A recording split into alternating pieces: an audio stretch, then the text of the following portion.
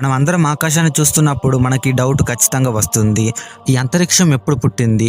గ్రహాలు, నక్షత్రాలు, గ్యాలక్సీలు ఇవన్నీ ఎప్పుడు పుట్టాయి? ఈ విశ్వం ఎక్కడి నుండి వచ్చింది? మనం ఆకాశాన్ని చూసిన ప్రతిసారి మన మెదడులోకి ఈ డౌట్ అనేది వస్తుంది. ఈ వీడియోలో ఈ అంతరిక్షం ఎప్పుడు పుట్టింది, ఎక్కడి నుండి వచ్చిందనే విషయాలని సైంటిఫికల్గా తెలుసుకుందాం. 13.8 బిలియన్ సంవత్సరాలు వెనక్కి వెళ్తే ఆ టైంలో ఈ అంతరిక్షంలో ఏమీ లేదు. ఎలాంటి స్టార్లు లేవు, ఎలాంటి గ్యాలక్సీలు కూడా లేవు. చెప్పాలంటే టైం కూడా లేదు. మొత్తం శూన్యం. కానీ హీటుతో నిండిన ఒక చిన్న పాయింట్ లాంటిది ఉండేది. దాన్నే సింగులారిటీ అని అంటారు. ఒక్కసారిగా బూమ్ అని ఈ విశ్వం పుట్టింది. దాన్నే బిగ్ బ్యాంగ్ అంటారు. బిగ్ బ్యాంగ్ అంటే చాలా మంది అనుకునేది ఏంటి అంటే అది ఒక పేలుడు అని అనుకుంటారు. అలా పేలి ఈ విశ్వం ఏర్పడిందని అనుకుంటారు. కానీ అది నిజం కాదు. సైంటిఫికల్ గా ప్రూవ్ అయింది ఏంటి అంటే బిగ్ బ్యాంగ్ అంటే పేలుడు కాదు, అది విస్తరణ. 13.8 బిలియన్ సంవత్సరాల క్రితం ఈ సింగులారిటీ ఒక్కసారిగా బిగ్ బ్యాంగ్ వల్ల కాంతి కంటే కూడా చాలా వేగంగా విస్తరిస్తూ ఉంది. ఇలా విశ్వం అంతా కూడా విస్తరించిన తర్వాత ఈ విశ్వం అంతా కూడా చాలా హాట్ గా వేడిగా ఉండేది. విశ్వం అంతా వేడిగా ఉన్న సమయంలో ఎలాంటి ఆటమ్స్ లేవు. కేవలం basic particles like protons, neutrons and electrons మాత్రమే ఉండేవి. కాసేపటి తర్వాత ఈ విశ్వం అంతా కూడా చల్లబడింది. అప్పుడు ప్రోటాన్స్, న్యూట్రాన్స్ అండ్ ఎలక్ట్రాన్స్ లాంటి పార్టికల్ ఎనర్జీ కలిపి ఆటమ్స్ ని తయారు చేసింది. అండ్ ఈ ఆటమ్స్ స్టార్స్ ని తయారు చేసింది. ఈ స్టార్స్ అన్ని కూడా గ్రహాలను తయారు చేసింది. ఈ స్టార్స్ అన్ని ఎలా పుట్టాయంటే చిన్న చిన్నగా ఈ గ్యాస్ క్లౌడ్స్ అన్ని కూడా గ్రావిటీని తయారు చేసుకోవడం మొదలు పెట్టాయి. గ్యాస్ క్లౌడ్స్ లో గ్రావిటీ కలవడం వల్ల గ్యాస్ అంతా కూడా ఒక దగ్గరికి వచ్చి ఈ స్టార్స్ అనేవి పుట్టాయి. ఈ స్టార్లన్నీ కూడా గ్రూపులుగా కలవడం మొదలు పెట్టాయి.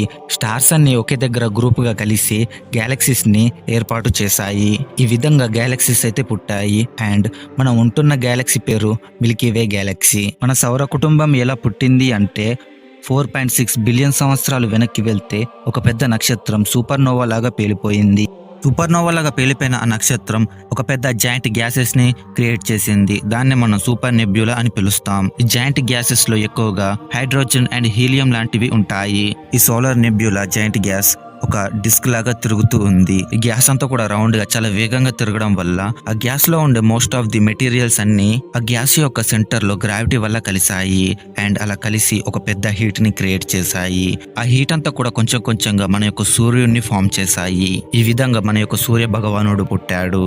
సోలార్ సిస్టంలోని గ్రహాలు ఎలా పుట్టాయి అనే విషయం దగ్గరికి వస్తే ఎంతో వేగంగా తిరుగుతున్న ఈ డిస్క్ లో నుండి మన యొక్క సూర్య భగవానుడు పుట్టాడు. సూర్యుడు పుట్టిన తర్వాత మిగిలిన dust particles, microscopic grains and gas ఇవన్నీ కలిపి అక్రేషన్ అనే ప్రాసెస్ ద్వారా ఒకదానికి ఒకటి ఢీకొని స్టిక్ అయ్యి ఈ గ్రహాలని ఫామ్ చేసింది. ఈ విధంగా సోలార్ సిస్టమ్ లో గ్రహాలు పుట్టాయి.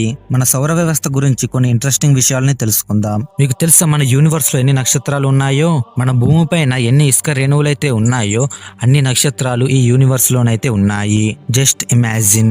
అసలు మన భూమి పైన ఉన్న ఇసుక రేణువుల్ని అసలు లెక్క పెట్టలేం, ఎందుకంటే అవి అనంతం. మన భూమి పైన ఉన్న ఒక్కొక్క ఇసుక రేణువు యూనివర్స్ లో ఉన్న ఒక్కొక్క స్టార్ తో సమానం. మన భూమి పైన ఎన్ని ఇసుక రేణువులు ఉన్నాయో వాటికంటే కూడా ఎక్కువగానే ఈ యూనివర్స్ లో స్టార్స్ అయితే ఉన్నాయి. అయితే ఎగ్జాక్ట్ గా యూనివర్స్ లో ఎన్ని స్టార్స్ ఉన్నాయో అని చెప్పడానికి మన శాస్త్రవేత్తలు ఒక మంచి ఎక్స్ప్లెనేషన్ ని ఇచ్చారు. అయితే మన యొక్క యూనివర్స్ లో 106 ట్రిలియన్ స్టార్స్ అయితే ఉన్నాయి. 106 ట్రిలియన్స్ అంటే 100 పక్కన 21 సున్నాలు పెడితే ఎంత వస్తుందో అన్ని స్టార్స్ అయితే మన యొక్క యూనివర్స్ లో ఉన్నాయి.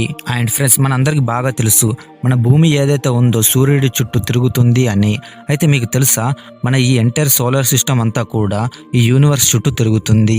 అవును, మన సోలార్ సిస్టమ్ ఏదైతే ఉందో ఈ యూనివర్స్ లో గంటకి 7,20,000 కిలోమీటర్ల వేగంతో ట్రావెల్ చేస్తుంది. గంటకు 7,20,000 కిలోమీటర్లు అంటే ఇది మామూలు విషయం కాదు. అంత వేగంగానైతే మన యొక్క సోలార్ సిస్టమ్ ఈ యూనివర్స్ లో ట్రావెల్ చేస్తుంది. మనం భూమి పైన ఎలాగైతే న్యూ ఇయర్ సెలబ్రేషన్స్ జరుపుకుంటామో అలాగే మన యొక్క భూమి పైన మరొక ఇయర్ కూడా ఉంది.